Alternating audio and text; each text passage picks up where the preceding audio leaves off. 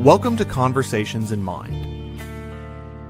This is a space for conscious inquiry, where metaphysics, new thought, and the science of mind meet real life. In a world calling for deeper awareness, we explore the nature of consciousness, the power of thought, and the presence of spirit moving through everyday experience. And now, here are your hosts, Barb Bue and Mark Gilbert. Hi, everybody. Happy Tuesday. We're really excited about today. We're going to do something different for us. We have somebody, a guest with us today. So a little more about her in a second, but what is Conversations in Mind? It is a conversation about the study and demystification of new thought, a dive into the science and soul of consciousness, and the question always of what if your mind is more than a collection of thoughts and if it is a gateway to a whole new way of living. I am Reverend Barb. I'm joined by my friend and fellow minister, Mark Gilbert. And we are joined today by Darlene Green, who is the author of a series of books called In Service to Love. I have one of them, and about to launch the fourth one, which has gotten the attention of Dr. Irvin Laszlo, and I'm thinking that we're getting Darlene pre-fame. So what she says about herself is that a 40-year spiritual quest fueled by an inner calling and a lifetime of mystical experiences culminated in an invitation by the divine fields, source ascended masters, to write with them. The resulting body of work addresses the how of navigating the shift in consciousness as we enter a new paradigm, which is, of course, why we thought, since we're talking about consciousness all the time, she would be a really great guest. I had the pleasure of meeting her in Washington a few weeks back and became enamored, very enamored. And we had a little love affair for a weekend at a retreat where we just mostly laughed. But mostly I was called to invite Darlene because she is the most grounded, centered, and actually real person I've ever met doing the work of channeling and being that connected to source energy. So it was really up-leveling to be around you over those few days, and it's made an impact in my life since I got back. So I appreciate you greatly. So we're just going to talk today about where do we think consciousness is evolving to, and what are we doing on this planet right now, and how does that all lend to it? So it's kind of like, what part of the elephant do you want to start on? Right? Which piece shall we tackle first? Yeah. So you want to talk a little bit for a second about your work, though? Sure. I would love to. There's a lot, and again, I can.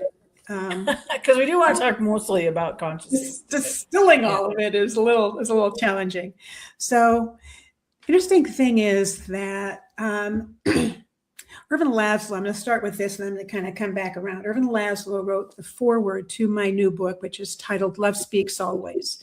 The topic of the whole body of work that I have written is consciousness and how it is that humanity moves through this next stage of consciousness into the new paradigm. The way that this work came to me was through my own sacred quest.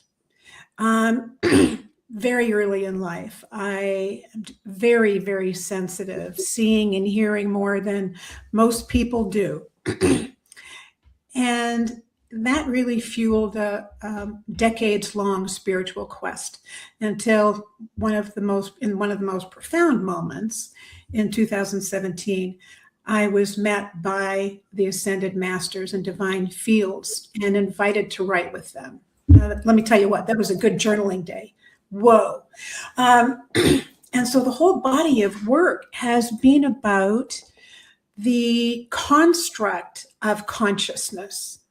And so it's interesting to have like this dichotomy where the way the work is received is so ethereal and esoteric, yet the topic And the writing is so very like manageable, like you can get your head around it. And so that really is the purpose of, and what I see is like my lane in doing this work. So am I channeling? Yeah. I'm a scribe. Yeah. I'm a student. Definitely. And so this whole body of work has been an absolutely fascinating process. And I have come back around to the place where, surprise of all surprises, that all of this had to do with physics, that even the parts that we consider to be the most mysterious around enlightenment and around the movement of consciousness and expanding into the next paradigm, it lives in the realm of unknown, which is part of its definition, actually. So it's fascinating that it came around to, over these 8 years, I've come to this place of, oh my goodness, it's all physics. Now I get it. Even my capacity to reach the realms that I do, it's like, it's physics. Well, that's simple. There we go. There you go. There you go. So what's our question today? What are we really, I hear you saying we're talking about how do we see consciousness evolving? How do we see it evolving, and how do we see it rising, and how do and I guess my quest these days is really like staying in a place of belief, of faith, trust, and pixie dust, call it, of that this is all happening now, and that is why some of the chaos now, because change always requires some chaos in the human experience. And then what are we evolving to, Yeah. And what would that look like? And you and I've talked about this a little bit, like what's the vision on the other side of this? And right. Yeah. So, focusing on that question, and I would invite the listeners to think about what they think about it as well. But Darlene, we're happy to have you with us today. So maybe why don't you kick us off with that question, and from your perspective and the work that you've gotten, what would be your take on where you see consciousness evolving, and where are we headed? Well, I think that the key word here is evolution. And when you take a look back, there is nothing that stays still. Humanity has always evolved. And what that means is that there is a continual revealing of new ground, always. And from my perspective, I see that we are shifting from a background of separation consciousness, where we can witness the division and opposition and separation, and we are moving into a new paradigm of unity consciousness. And so right now we're residing at that moment where it's neither an ebb tide or a flow tide. We are right in the middle where we're transitioning from one to another. And I think it's from separation consciousness to a state of unity consciousness, which from my perspective, and there's a lot of stories around this, is the experience of connecting not only, with my humanity, but me connecting with my divine nature and the wisdom that is innate for each one of us. And then as we bring that to this planet, we are automatically sourced by love, and we increase the frequency of the planet and of ourselves. And this is how I see that we birth into a new realm. That was kind of a big chunk right there. What you're getting at is something I think Barb and I have talked about in some prior episodes, and the fact that humanity seems to be going through a monumental leap that is accompanying a breakdown that is leading us to a breakthrough. That there is this aspect of us where we have lived and evolved through levels of a sense of separation, that we focused on the fact that we're different and apart from one another. And we're now coming through larger numbers of individualized aspects of the one to recognize that, no, we're not separate, that although we're moving through a sense of separation, we're actually moving towards a remembrance of our true unity. And so this shift from focusing on the divisiveness to moving to a focus on the unity comes with a little bit of a shakeup of humanity. And a lot of the things we see going on the planet right now might be representative of that, the pain that we sometimes go in any kind of monumental shift. And that's what we're, to a degree, are experiencing. Mm-hmm. Well, and don't you think too? So I was thinking about this earlier. Like a lot of what's happening seems like the holding on desperately to the familiar, and uncovering some more junk in the familiar, maybe to help people let it go. I don't know, but I think that there's a lot of people really holding on tight to what their current paradigm is, what their call it Christian paradigm is, probably other faith traditions as well. They're very rules based and very structured, because this shift feels to me like it creates a less structure and a lot more connection, right?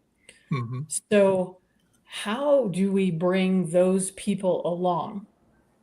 How do we get to people who are wanting so desperately to hold on to what is? From my perspective, first of all, that's very painful. That's a very painful stance. So first of all, compassion. It's hard being in a growth cycle. And this is where I see there is a lot of pain and a lot of struggle that's happening right now. And I consider this to be, it's kind of like going through like a puberty, going through total, that is not a good total hormone raging, right? Well, but it's human nature. There's a distinction that came up in my body of work that is the distinction between our human nature and our divine nature. And our human nature has the natural, is naturally directed toward familiarity, comfort, being right, having the definitions be around us that somehow create an experience of security. And staying in a known world holds like survival level energy to it. And so this is a lot of what I see happening. But when the natural flow of evolution, the natural flow of growing and expanding is in an opposite direction, there's an immediate friction. And when we hold on to what it is that we think we know. And I think that is a very powerful awareness that where, like for me in my process, my continual prayer is what may I release now that no longer serves me? And growing is always about moving into an unknown realm. And there's a huge amount of faith and trust that we've got this. But with every other type of developmental stage we've gone through in life, we've always had what it takes to make that leap, to move into that unknown stage. We've always had what it takes. But it requires something of us. Like riding your bike took something. Learning how to walk takes something. It requires us. And I think that there's another stage of humanity's opportunity to grow up. Yeah. Basically. One of those things I think is interesting when you're looking at people who maybe you think are trying to make the leap and feel that resistance within them is to have compassion for them, to recognize they're at their own unique step in the journey, that we're not all at the same level. There are people who are further ahead of us. There are people who are quote unquote behind us, but that's not a judgment to divide us from them. It's to look out and just see of this massive individualized expressions of the one. We're all one, and we're all growing and evolving at our own level. So somebody who is coming out of, who is in New Thought may be more open to the concepts that we're talking about here, whereas somebody who may be coming out of a traditional religious path may feel a little more challenged by it. But that doesn't mean that that there's anything wrong with them or that we need to judge them in any way. It's a matter of really just recognizing they are where they are. And if we had lived their lives, we'd be where they are. There's a model many years ago that I remember that's always helped me in looking at the mass evolution. It's like everybody has their own perspective on life, and sometimes there are these, and if you take a bell curve, but you make it like a slow moving slug, and there's the front edge of the slug moving towards the future, and then there's the tail end that's also a big hump back here of people who are somewhat resistant because we're very comfortable in our lives and how they are, and to some degree we all resist change in some form or fashion in our lives. Yet we're also pushed along. We're also being pushed by life and by others and by the very nature of the divine in us to move towards that growing edge. But we're all at our own unique spots in that slow moving snail of life forward. And but if we can look at it that way, well, I'm somewhere in that. And and when I look at people and say, well, they're not where I am, I have to let go of that and recognize that any kind of thought that is judging them as being less than or different from me because they're at a different perspective on the journey is a divisive comment. It's putting a duality where there's really unity. And I need to let go of that thought and just have compassion and recognize that somebody ahead of me is looking back at me, and they're wanting, hopefully they're wanting for me the best for me to move to the highest calling of myself. And that's the desire I want for anyone else. I want everybody to find their own unique gifts and talents, express them, and have a life of joy and happiness, and live the best life and grow to what they're supposed to grow in this lifetime. Mm-hmm. Okay, so now let I get rid of this slimy feeling that you've created for me. So thank you very much. Appreciate that so much. You're welcome. So I keep getting this visual. This is, and I know that this is just completely out of whack, right? But I do. I keep getting this visual of like all of us around the entire planet, like everyone waking up on one day, and we're all like walking like 2 inches off the ground, and that somehow there is that it feels safe to everyone, and that creates the question: what is happening, and what could be happening differently? Like the awe of that does not get lost. And like that somehow there's a moment, a collective moment of awe that moves us all forward at the same time. And that doesn't mean, that still means I'm sure that we're in different places in the slime or the slug or whatever. Oh God, you need another picture for that. I'm just going to say, slugs. But, we'll all still be in different places in it. We won't be the same, but that somehow that transformational moment opens a door to looking at everything differently all at once. And that, and like we talked about for our last week's show, like how could that move us from a place of transactional thinking and transactional being to transformational thinking and transformational being with one another? Well, I want to get Darlene in here on this one, but I want to quickly just say that when we step outside of time and duality and the human experience, that we all are already there already.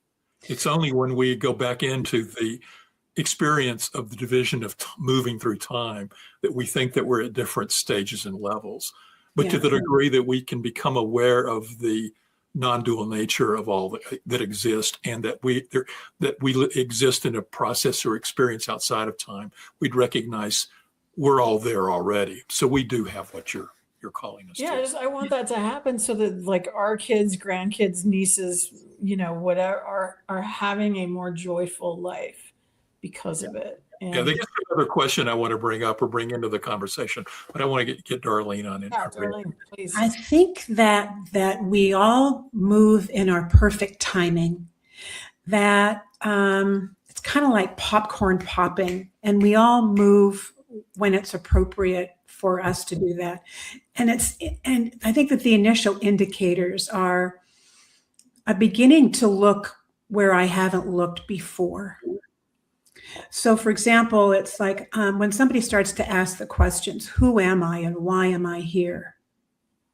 What happens there is it opens up the door to a new level of possibility that was not there when I was when I'm holding the stance of I know everything about my life and I've got my world mastered here, right?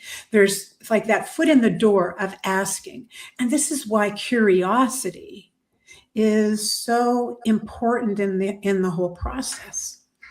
And then there's one other major distinction that was delivered to me through the writing, through the ascended master. So I'm here at my desk, and they're telling me, because you can see their wings back here, but they're telling me, you have no idea who you are.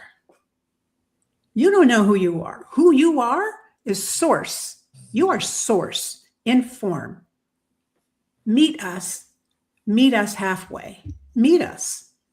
So what they're telling me is that I am not a mere mortal, that who I am is love itself. Now, let me tell you what, that was one big pill to swallow, like all at one time.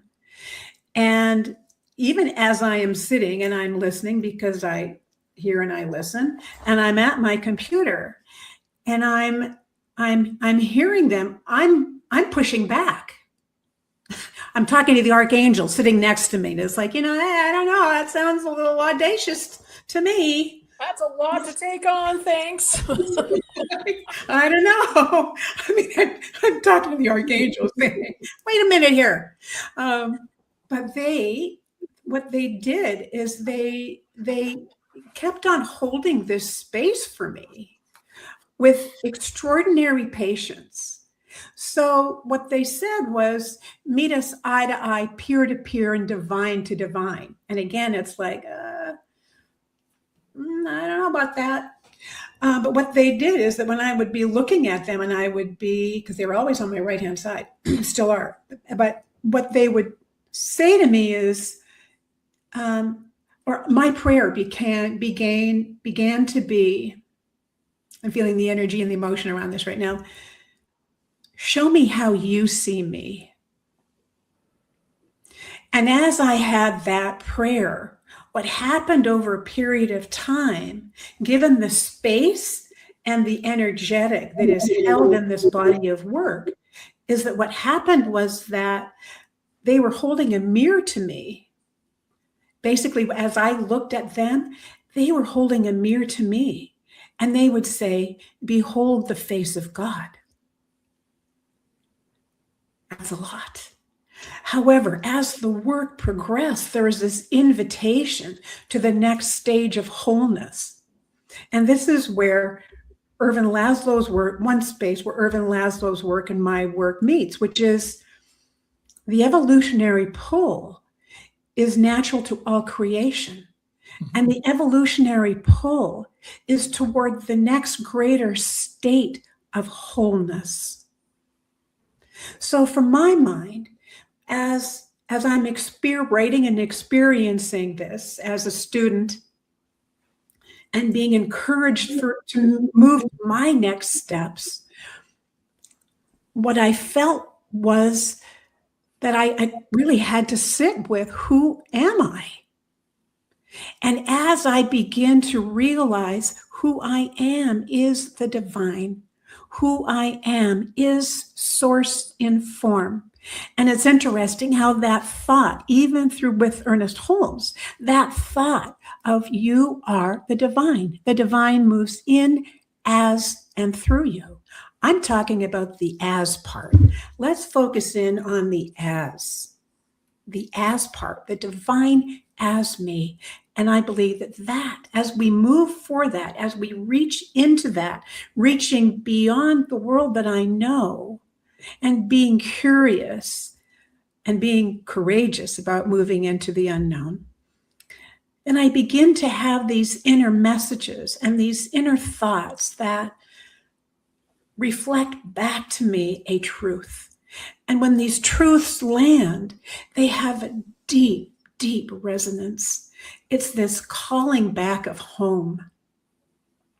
And all of a sudden, what disappears are the tethers and the definitions and the boundaries that I had perceived as safety. All of a sudden, they become a platform for something new.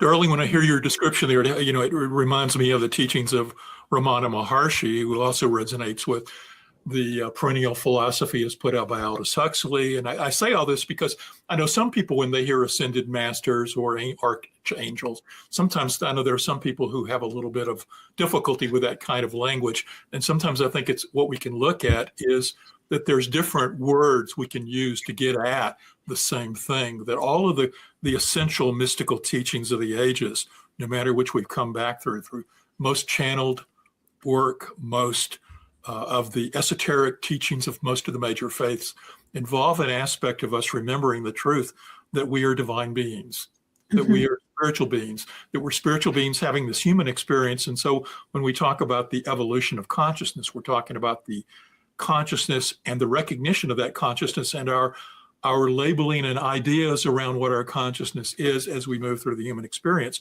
But every mystical state, every channeled information, archangel information, Holmes' writings, and the words of Ramana Maharshi, who used to say self-inquiry was to look in and go, who am I? Who am I? Who am I? And the continuous questioning of what he called self-inquiry with who am I was to get at an aspect of letting go of the identification with your being of this physical world and recognizing that your real truth is this inner divine nature that is in you that's separate from. And the key then is to also then come back into the material world with that recognition and live a life from a sense of unity and knowing that your truth is that divine nature.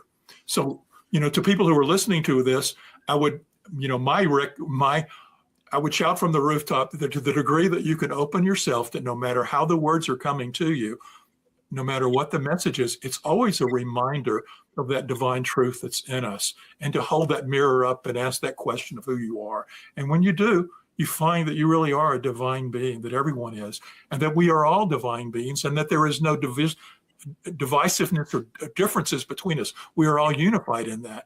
We act in different ways because we're not uniform in our experience of human life, but we're all unified in our spiritual nature as one. So. And I think you just described the new paradigm. That is that state of the new paradigm that we're moving into, as I see it. Yeah, I agree with you 100%. I think that is the new paradigm. Is I think that involution embedded the divine into every aspect of the one, and then evolution is bringing us back to remembering the truth. That we are having to go through a human experience of thinking that we're separate and apart from one another. And we're doing that in our own individual ways, and we're at different steps on the path. But ultimately, we're all headed back to that. And if we can step outside of the human experience, back to the spiritual realm, back to the absolute, or could see things from a spiritual perspective, which is how Holmes put it in the textbook, that we could see that we are all one. But we have to. It's like shifting a perspective from I'm looking at life through as Mark's eyes. And Barb and Darlene are looking at life through theirs. And we have to sort of shift our perspective to see through greater and greater perspectives and higher perspectives, so that we're not looking and seeing things as me, this individual, but to seeing life as the unified one. And so that's where we're all headed, is to recognizing it and remembering our unified truth as one individual, one divine being. Many sparklers, one spark. Yeah. Yes. So we need to take a quick break and thank the New Thought Media Network for working with us to host this show, and ask for you to, click some like buttons, give us some feedback, ask us some questions, and overall, let us know you're there. We hope you're enjoying Conversations in Mind. This program is made possible by the New Thought Media Network, a nonprofit that's supporting conscious, spiritual media. If you'd like to support this work, just scan the QR code to make a donation. It lets the network know you like this show and helps them to continue bringing you this type of content. You can also go to ntmedia.org and click on Donate. Thank you for being part of the conversation. Now, back to the show. So we'd also like you to support Darlene, by going to her website, which is scrolling across the bottom of your screen. We're so pleased to have her with us as a guest today, but we want you to check out her resources, find out about her books and her upcoming book, and so look at that website there and make a note of it and check out her website. Barb. Thank you. So all this, I was thinking about the 4 stages of consciousness that we've been teaching within New Thought for a long time, starting with in control, by me, through, as me, through me. Now I'm losing one of them. But anyway. Well, to me, by me. Right. That's the victim stage. I forgot the victim stage. Yes. I'd like to forget the victim stage. We all go there sometimes, because that's the thing. Like we can describe this in this 4 boxes, right? Which is always how it's drawn in pictures, but we can describe it in these 4 boxes, but we morph through all of it all the time. And, glimpses of the as me, right? But Darlene, when I looked at your books, I can see this interesting progression in how you write, where in the first book, it's like you were just writing down someone else's words. By the time you gave me a bit of the 4th book, as I'm reading the 4th book, it is definitely as you. Like you're getting this information seems to have landed within you, and this thought, this love speaks, has landed in you in a way that and my experience of you and talking with you extensively while we were in Washington is that you speak this now without like looking to the left or the right and looking for an answer. Like it seems to move in you now. Mm-hmm. Does that feel accurate? I'm curious about that progression. It is absolutely accurate. And I am living this, and I am astounded. I'm amazed. But you know what? This shift in consciousness is available. And you're right, the perspective changes. But what I'm wanting to do is like my gift is being able to translate light and frequency and hear things like beyond, right? That's one of my gifts. And I have honed that over decades. But this capacity, once you begin to question, who am I? Then you begin to get answers. And it's a shift from external referencing to internal referencing. The very first day that I connected with the Council of Light, with the Ascended Masters, what they said to me was, my voice, your voice, our voice, one voice. And what I didn't realize until like only a number of months ago, that's the progression of consciousness. And that is exactly what I experienced. And that was the progression that you noticed. Initially I'm taking notes as a scribe. And then what happens in book 2 is that there's an integration, because I'm a student of the Ascended Masters here. There's an integration. So is the reader, by the way, if they choose to. There's an integration of my own divine light into my own awareness as the density and of past and of beliefs and of trauma and everything else were gradually, for me, I lay them upon the sacred altar. And the density and the history causes a resistance to the natural divine essence that we are. Our humanity causes a weight, or I think the imagery that is really beneficial is like if you consider that being in a hot air balloon, in order to have elevation from the hot air balloon, you must release the ballast. And as you release the ballast in whatever it is, however that shows up, and because we have a human form, I mean, it goes on because that's a part of the human experience, right? But you gradually get lighter and lighter and lighter and lighter and lighter. And what happens is that from these more elevated states, context shifts dramatically. And then what happens is that the connection and the context of everything becomes undeniable.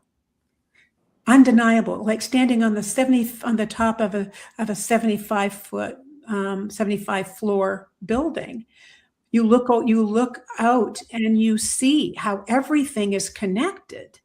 It is the exact same thing as the ballast and the density of being human, the painful parts and the beliefs.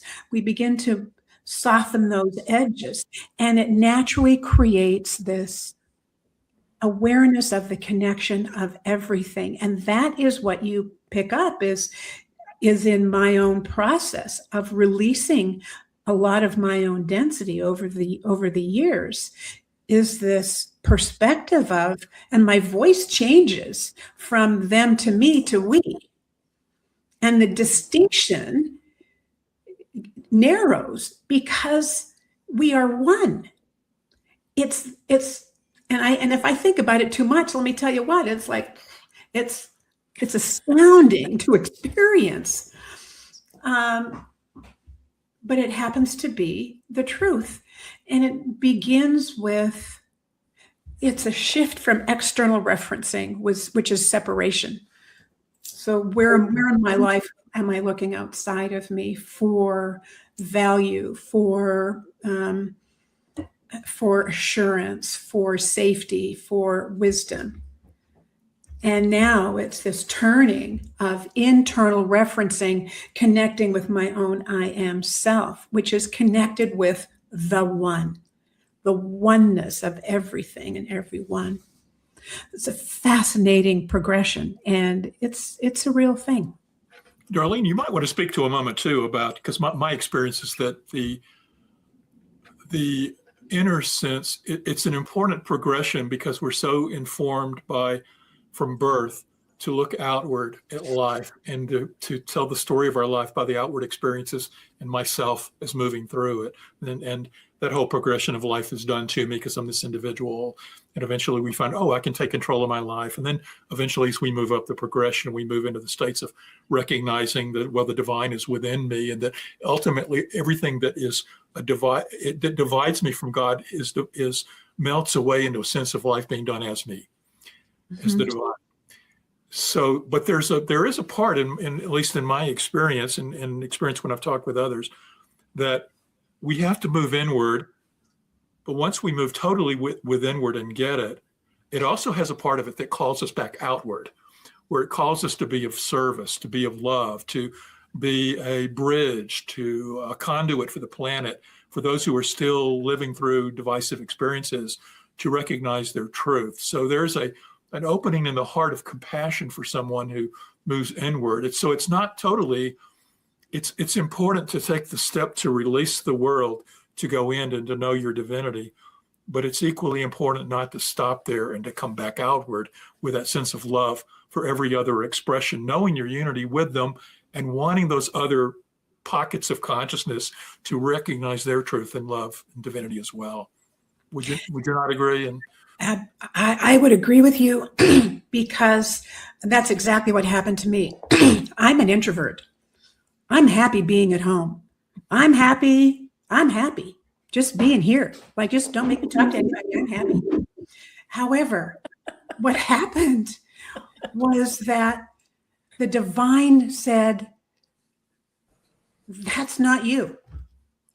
The natural expression of love is being of service. Mm-hmm. The natural expression of love is connection. It must be. So I had to face my own concerns, my own fears, my safety, my perception of judgment or whatever else. And I'm following my inner voice. And I'm following that. Because it says, get out there. That is how I've been on my own journey for so long. And I hadn't been to CSL for a number of years. I've done a lot of the classes, but I've been doing my work here. And then 3 years ago, I get up on a Sunday morning and I hear, you're going to go to CSL today. Alrighty then. And what happened, I happened to be just in time for the Sunday service, amazingly. What happened is that I went there to be able to be of service. Had no idea what that meant. No idea. And I have experienced such extraordinary gifts, an extraordinary community that is there that has allowed me to be able to be of service. And it's the gift for me to be able to grow. So when you say that love is not solitary, love is not lived in separation. Love is lived in community, collaboration, communication, connection. Because the essence of love is oneness. And there's this real living into it. So it'll be fascinating to see how, for example, new thought moves into this new paradigm as well. And because it must move, because all boundaries and edges and definitions are up for transformation right now. It's interesting you would say that, because a lot of our programs and episodes have dwelt on the future of New Thought, the future of communities, where New Thought is going. And even when that wasn't our topic, we've sometimes have wandered into it, no matter what topic we were discussing. And I think in every one of them, Barb, I want to bring you in on this, because I'll get your perspective, but it really is the sense that we feel that there is the shift going, not only a shift in the planet, but a shift in New Thought as a tool for the planet to step up to letting go of material goals for New Thought's tools, to seeing spiritual, mystical goals, a remembrance of our truth of oneness, and openings to the bridge of love. And I think every week we sort of get into love. I'm reminded of Teilhard de Chardin's quote about that when we discover love again, it'll be like discovering fire for the second time, because he described it as an evolutionary force. What we see as this sort of romantic or emotional love is really an aspect of the divine that is used as a tool to move us in our consciousness from separation to unity. That love is always moving us from thinking that we're apart to connecting us. So Barb, your take on this? Well, in a more nuts and bolts way, Nuts and bolts. Nuts and bolts. I would say, this leans into the conversations that we've had about the shift from the importance of this idea that we're teaching anybody anything to this space of community where we experience these things that we've been learning and embodying. Because it would be so fun and easy to be the guru on the hill in my own condo. I'm with you. I could just stay here and la my oneness, right? It is taking it into community and getting our edges rubbed off and getting back into our humanity because someone's irritating, or all those things that actually have us not think about unity, but experience and express it. Because we cannot experience and express it alone. That's me and my cat, we do a good job, but she doesn't push any of my buttons, right?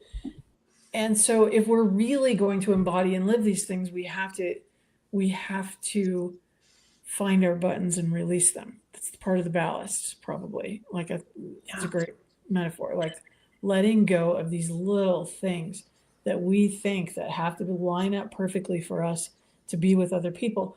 And really, I feel like that particularly in the United States, that we're just desperate for community right now. But we have to be willing to be in it, be as us in our humanity and in our spirit and in our complete wholeness together. But the thing about coming into it and showing up in community from that place of wholeness is that people aren't so irritating anymore. And all those things, right? We become a more loving presence, and then we get more loving presence back. And all of that is a circle that will actually be part of this expansion of changing the world. Because we just, New Thought, we don't have anything new. We are not new. We are not unique anymore. If we ever were, we were, but we are not. We're in everything.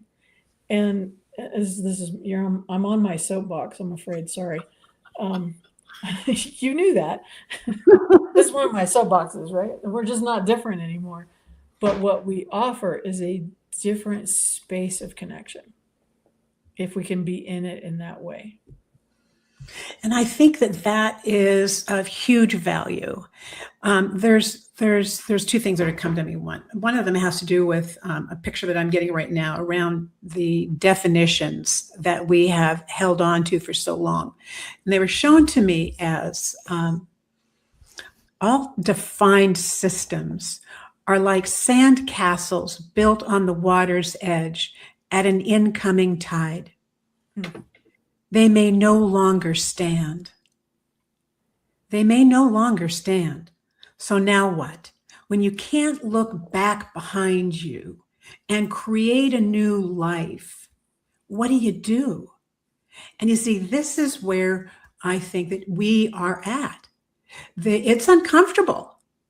It's uncomfortable. Humanity does not like, do not test me. Don't make me uncomfortable.